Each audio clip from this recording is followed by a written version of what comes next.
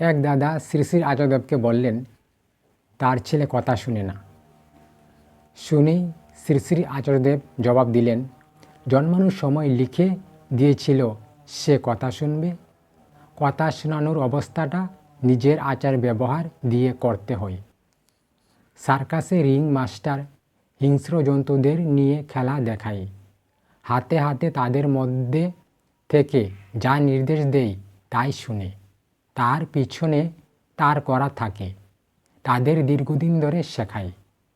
দেখাতে হয় নদীর পার ব্যঙ্গে গতিটা যেন অন্য দিকে না নিয়ে যায়, এইটুকু দেখার, তাহলেই সে গন্তব্যে পৌঁছবে। কিন্তু আমি নির্দেশ দেব আর সে শুনবে, এরকম কখনো হয় না। আমি কি মিলিটারি কমান্ডার আর সে আমার সহযোগী যে যা বলবো তাই শুনবে?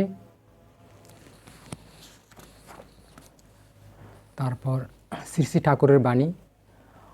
বনগাঁর জনুক দাদার সঙ্গে কথা প্রসঙ্গে শ্রী শ্রী ঠাকুর তাকে বললেন, জীবনের প্রত্যেকটি নিঃশ্বাসে ভগবান যেন জাগ্রত থাকেন আমাদের ভিতর, তবেই তো চলে স্ফূর্তি কয়ে স্ফূর্তি। পরম প্রেমময় শ্রী শ্রী ঠাকুর অনুকূলচন্দ্র। বন্দে পুরুষোত্তমম।